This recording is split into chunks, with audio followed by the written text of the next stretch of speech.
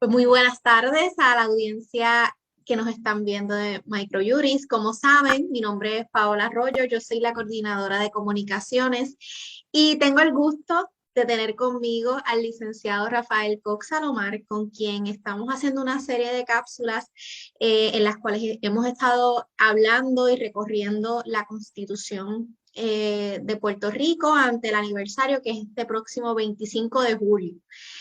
Cox, bienvenido. Gracias por atendernos en la tarde de hoy. Para mí es un placer estar nuevamente contigo en lo que ya se ha convertido en una jornada muy divertida, en donde hemos navegado a lo largo de muchos de los artículos más importantes de la Constitución de Puerto Rico. Hoy vamos a estar hablando del artículo 5 de esa Constitución que, como tú señalas, el próximo 25 de julio conmemora su 70º aniversario. Y ese artículo 5 de la Constitución es el que establece el poder judicial del gobierno de Puerto Rico como cuestión de umbral. Y para los estudiantes que nos sintonizan, los investigadores, ese artículo 5 fue el producto del trabajo, de las deliberaciones de una comisión del Poder Judicial que estaba compuesta de delegados de la Convención Constituyente y que representaba delegados del Partido Popular, del Partido Estadista de entonces y del Partido Socialista de entonces. Esa comisión del Poder Judicial la presidió Ernesto Ramos Antonini, que en aquel momento histórico era el presidente de la Cámara de Representantes y que era un abogado muy prominente en la práctica penal, que tenía un dominio absoluto de el sistema judicial de entonces y que con mucha destreza logró confeccionar este artículo 5. Y en esa comisión del Poder Judicial cabe destacar que participó, además de Ramos Antonini, participó don José Trías Monge, que ya en ese momento va a pasar a ser secretario de Justicia de Puerto Rico del 52 al 57 y que en 1974 va a acceder a la presidencia del Tribunal Supremo hasta 1985. Trías Monge traía consigo un conocimiento profundo del sistema judicial.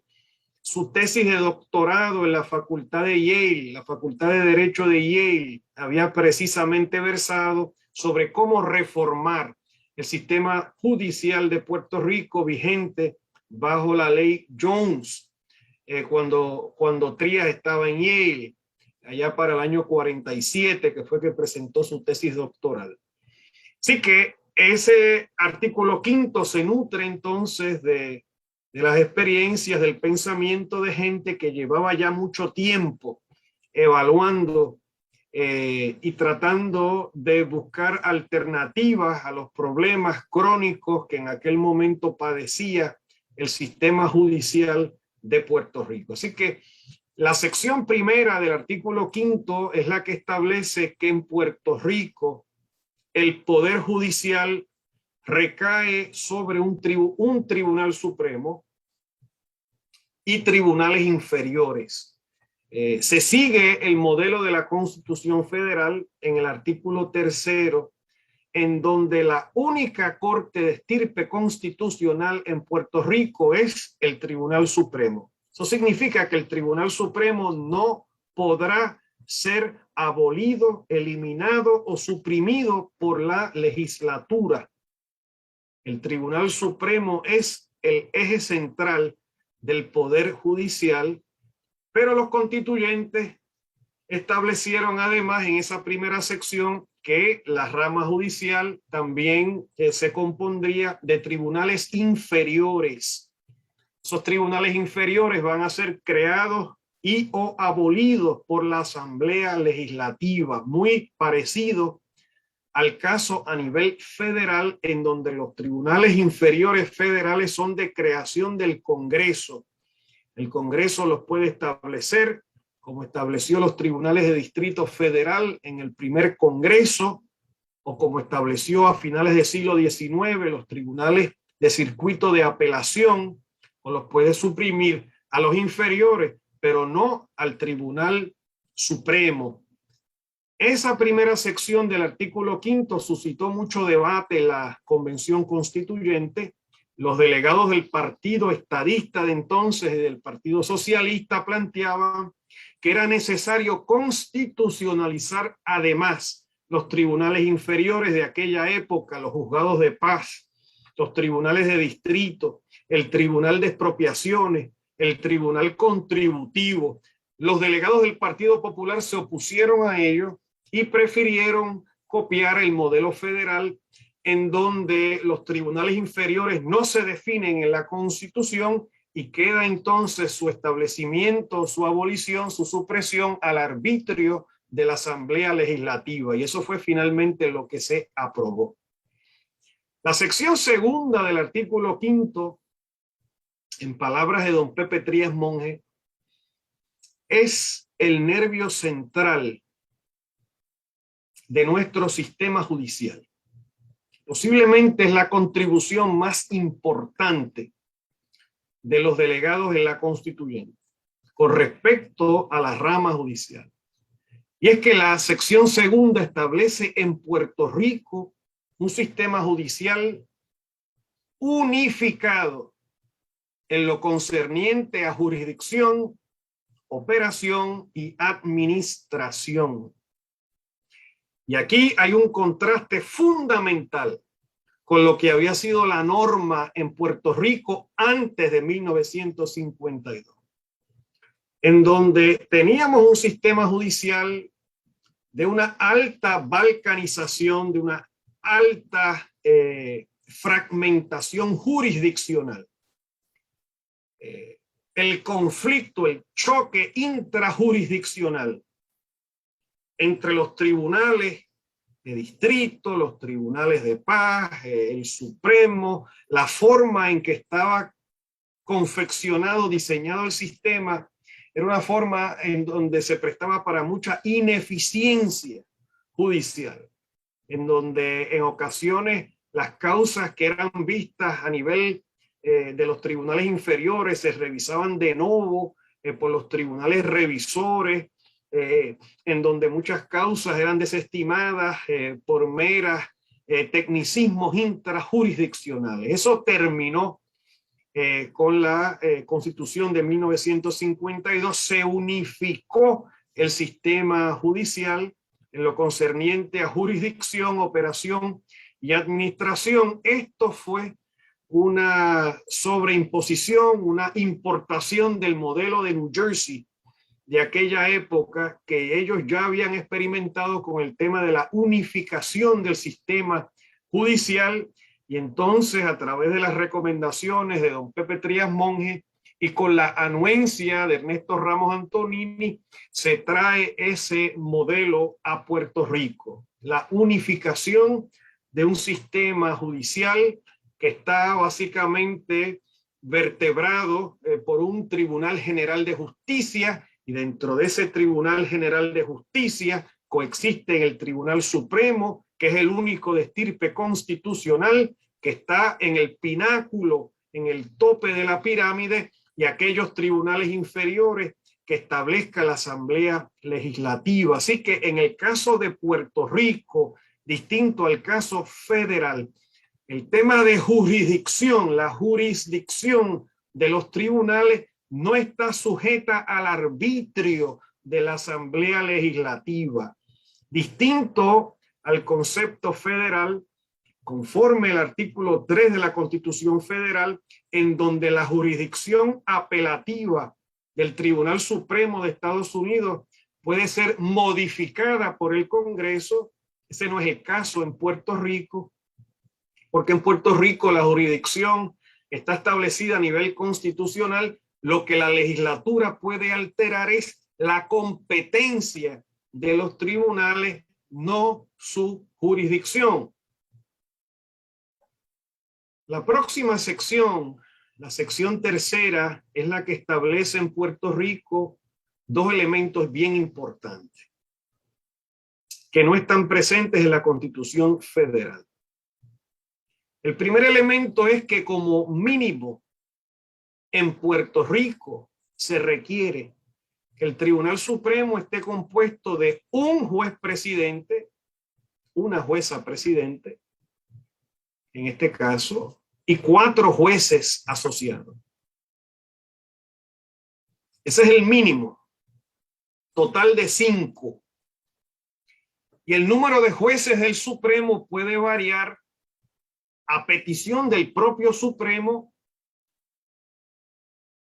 conforme legislación local.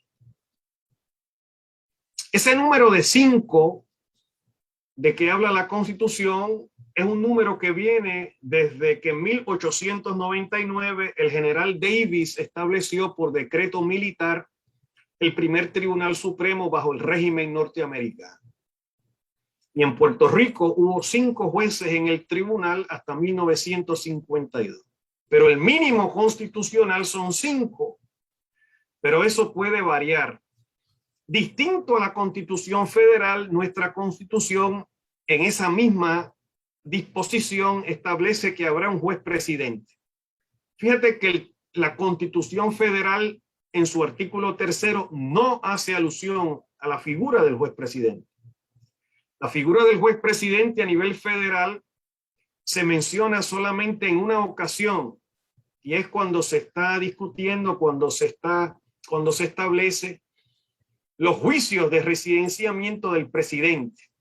Ahí es donde único se menciona la figura del juez presidente. En el caso de nosotros no, en el caso de nosotros se menciona la figura del juez presidente en esa sección 3 y se menciona subsiguientemente en otras secciones del artículo 5, como veremos más adelante. Ese mecanismo en donde es el propio Supremo que determina su propia composición de aumentar o disminuir, pero siempre 5 como mínimo. Es decir, tiene que haber al menos 5, pero se puede aumentar. Y una vez se aumenta, se puede disminuir, pero siempre como mínimo 5. Esa es una disposición que se importó de la Constitución brasileña de 1946 y que en aquel momento histórico no tenía paralelo en el sistema norteamericano. Es decir, en Puerto Rico el Supremo determina, le solicita a la legislatura si quiere aumentar o disminuir el número de miembros de que se compone el tribunal.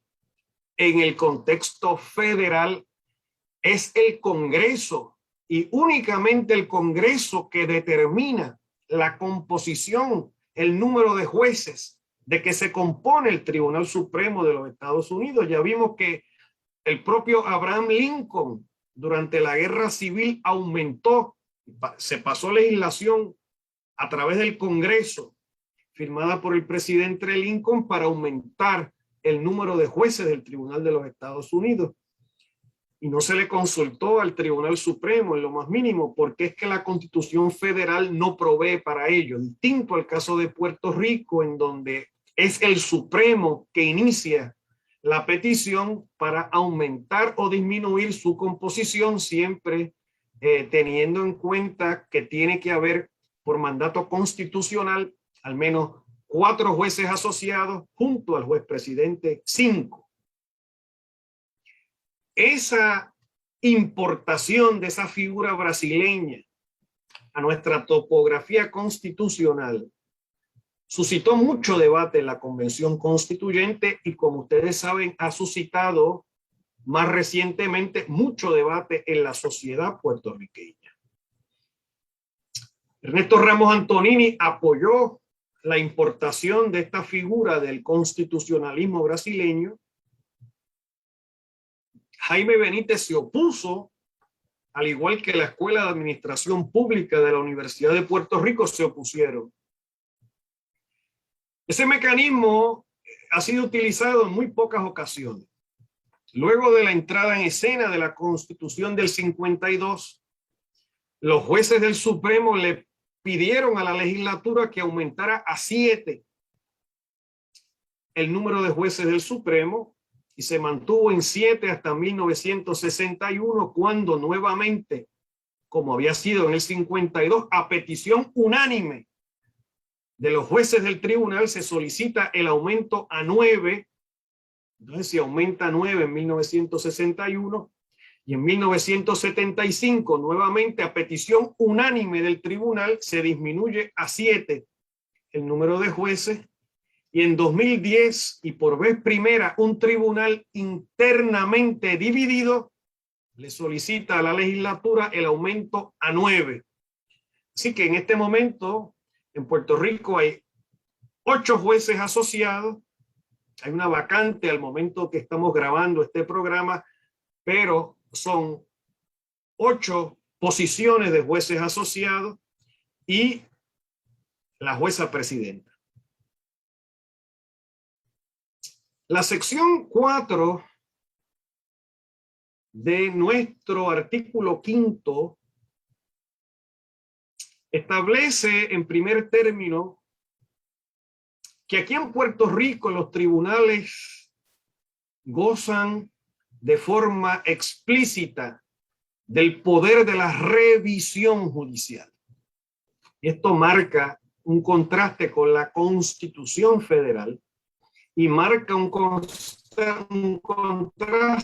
con lo que existía en Puerto Rico antes del 52. La Constitución Federal no le otorga de forma explícita el poder de revisión constitucional a los tribunales federales. Eso fue un poder que de forma implícita en Marbury contra Madison, el Tribunal Supremo se otorga a sí mismo, en donde se establece que de forma implícita la Constitución le otorga a los tribunales federales el poder de determinar la constitucionalidad de las leyes. En el caso de Puerto Rico, ese poder de revisión judicial queda establecido de forma explícita en esa sección 4 del artículo 5. Antes de la Constitución se había reconocido por la vía judicial, en el famoso caso de Marimón contra Pelegrí de 1902, el poder de revisión judicial de los tribunales de Puerto Rico, pero eso había sido por fiat judicial. Los constituyentes elevan esa norma a rango constitucional. Y el segundo elemento importante de esa sección 4 es que en Puerto Rico, para declarar una ley inconstitucional, el tribunal tiene que actuar por mayoría del número de jueces de que se compone el tribunal. Por mayoría del número de jueces de que se compone el tribunal. El tribunal también puede actuar por medio de salas, pero para determinar una ley inconstitucional tiene que ser por la mayoría del número de jueces de que se compone el tribunal. En este momento histórico, ese número mágico son 5. Harían falta en este momento 5 jueces para poder declarar una ley inconstitucional. La sección 5 del artículo 5 es la que establece la competencia original del Tribunal Supremo, y aquí también hay un contraste importante con la Constitución Federal. En el contexto de Puerto Rico, hablamos de competencia y no de jurisdicción, porque ya dijimos que en Puerto Rico tenemos un sistema judicial de jurisdicción unificada. La jurisdicción no está susceptible al arbitrio de la legislatura. Así que hablamos de competencia. ¿Cuáles son los casos que el Tribunal Supremo puede ver en primera instancia en función de su competencia original? Bueno, la Constitución en específico, esa sección 5 del artículo 5, establece las causas de habeas corpus y aquellos otros recursos y causas que la legislatura establezca. En el caso federal es distinto porque lo que se conoce como la jurisdicción original del Tribunal Supremo Federal está escrita en piedra en el artículo 3º de la Constitución Federal, y ahí no puede haber modificación alguna por parte del Congreso de los Estados Unidos, y de eso fue que se trató el caso de Marbury contra Madison. La jurisdicción original del Supremo Federal es en lo concerniente a aquellos casos o controversias que versan sobre asuntos que tienen que ver con los embajadores foráneos, los cónsules, o causas entre los estados. Y eso no se puede modificar por legislación del Congreso. En el caso de Puerto Rico, la competencia original, sabemos que los recursos de habeas corpus lo dice la propia disposición, y aquellas otras causas que la legislatura establezca. La próxima sección, la sección 6ª, es sumamente importante y marca un contraste fundamental con lo que había sido la historia nuestra antes del 52 con respecto al poder del Tribunal Supremo para poder establecer, para poder emitir las reglas de procedimiento civil criminal y las reglas de evidencia. La iniciativa, conforme la Constitución, la tiene el Tribunal Supremo. Antes de la Constitución del 52, la iniciativa la tenía la legislatura. La legislatura tenía la iniciativa, la legislatura era la que pasaba las reglas, la legislatura era la que actuaba. Y el Tribunal Supremo tenía un rol mucho más pasivo. Eso cambia con la Constitución de 1952 y es parte de ese proyecto de otorgarle a la rama judicial su independencia de las ramas políticas. Y conforme esa sección 6ª del artículo 5º, el Tribunal Supremo tiene poder para promulgar estas reglas de procedimiento civil, criminal, de evidencia, presentarlas al inicio de la sesión ordinaria de la legislatura, y si 60 días después del final de esa sesión ordinaria la legislatura no le ha hecho cambios ni modificaciones, pues entonces esas reglas promulgadas por el Tribunal Supremo van a surtir efecto. La legislatura, no obstante, tiene poder, bajo esa misma sección 6ª, de hacer modificaciones o de forma puntual pasar legislación específica sobre enmiendas a algunas de esas reglas que ya han sido promulgadas por el Supremo. Así que hay una suerte de balance. Pero la iniciativa la tiene el Tribunal Supremo. La sección 7ª ahonda, profundiza en lo concerniente al tema de la independencia judicial.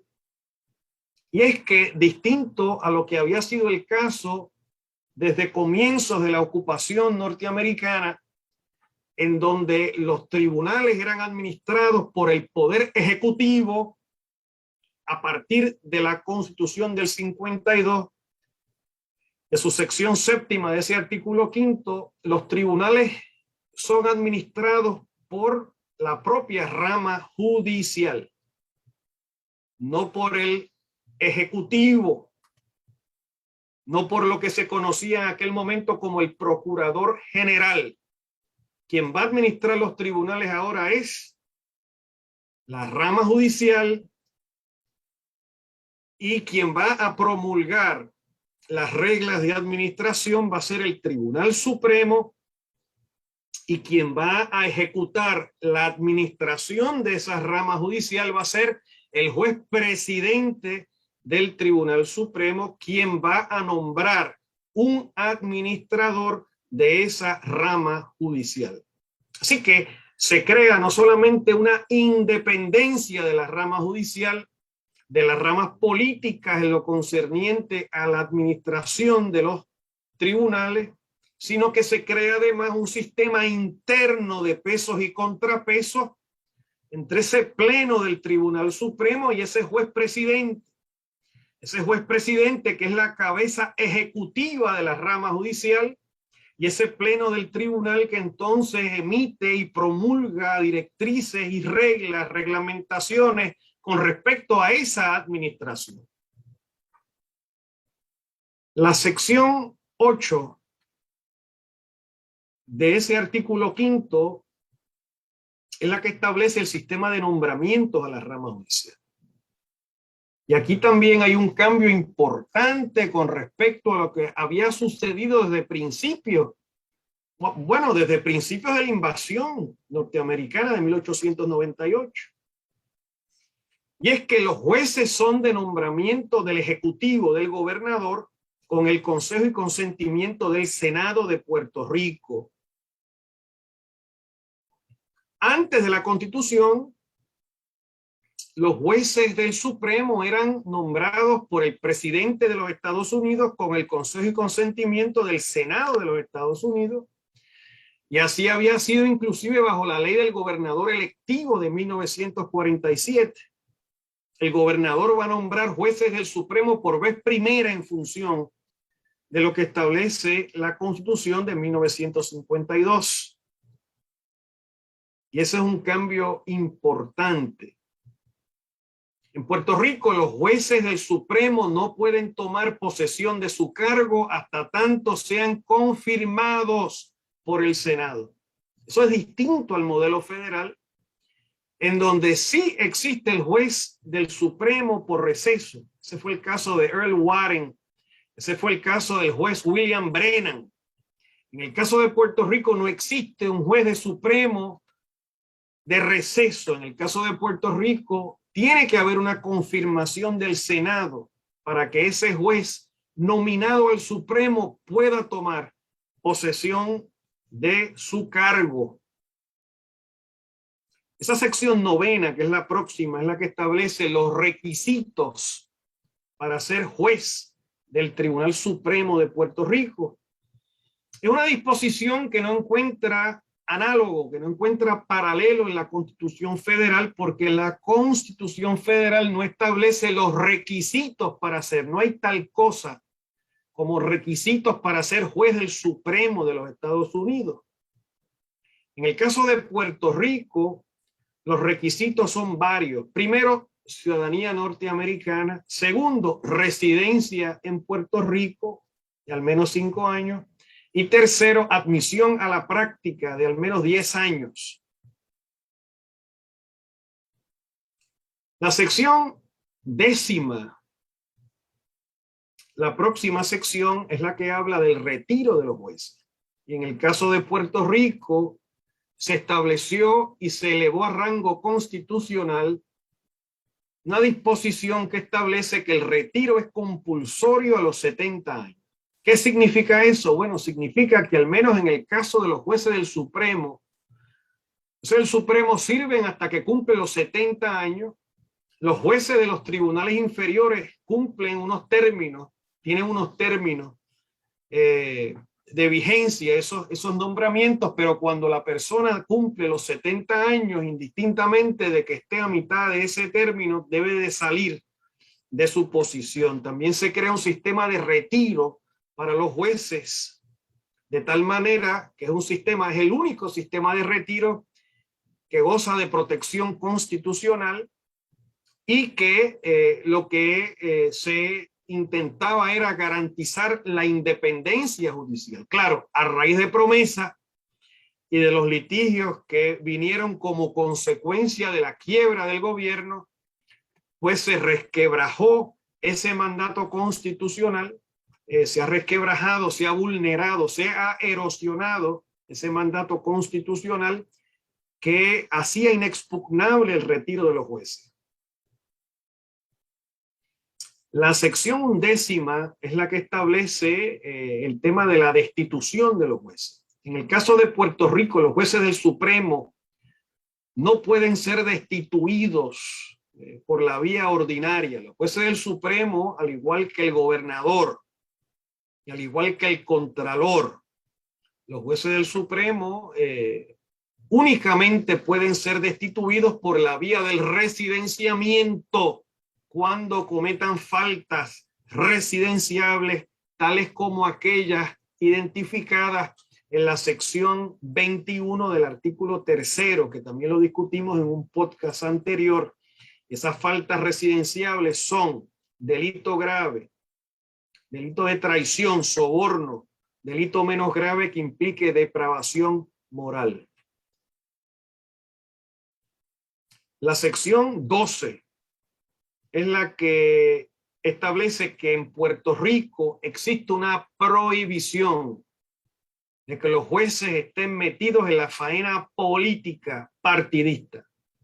Los jueces no pueden estar levantando ni pagando dinero, ni metidos en la cosa partidista.